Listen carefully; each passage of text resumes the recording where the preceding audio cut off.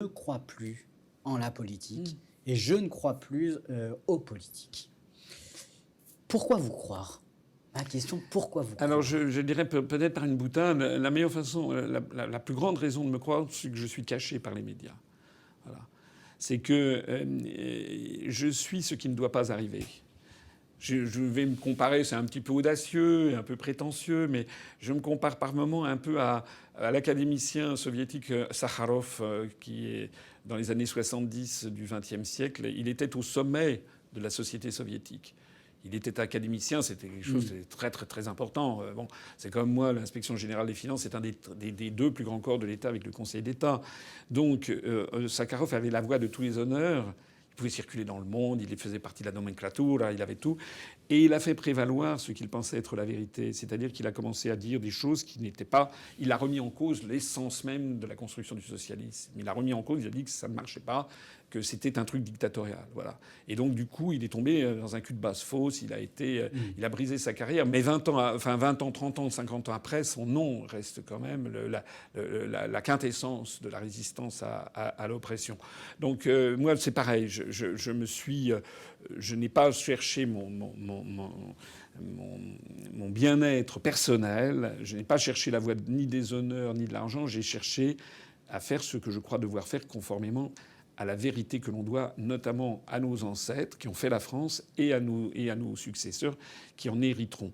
Je pense que les étudiants doivent absolument se défaire de ce qu'ils regardent à la télé. Parce que la télé, qui possède la télé, c'est soit l'État qui est en main de Macron, soit des intérêts achetés par des milliardaires, que ce soit la télé, les radios, c'est pareil, ou même les journaux. Les journaux sont extrêmement déficitaires. Pourquoi est-ce que des milliardaires achètent des journaux extrêmement déficitaires? Bon, les radios et les télés sont très peu rentables. Pourquoi est-ce qu'ils achètent ça? Parce que ce sont des moyens pour imposer leur volonté. Or, les milliardaires, ils ont intérêt à rester dans l'Union européenne. Ils ont intérêt à rester dans l'euro. Ils ont intérêt à promouvoir la libre circulation des mouvements de capitaux. Ils ont intérêt. Pourquoi? Parce qu'on constate depuis 20-30 ans que le nombre de milliardaires, leur richesse devient exponentielle. Mais en revanche, une partie de la population sombre dans la précarité, voire dans la misère.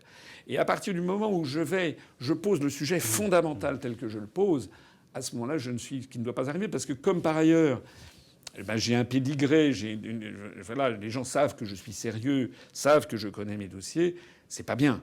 Si j'étais un fantaisiste, si je disais n'importe quoi, là, j'aurais droit aux médias. Si demain je disais, pas maintenant c'est trop tard parce qu'on me connaît, mais si à 20 ans j'avais dit il faut une autre Europe et ci et ça, c'était très bon.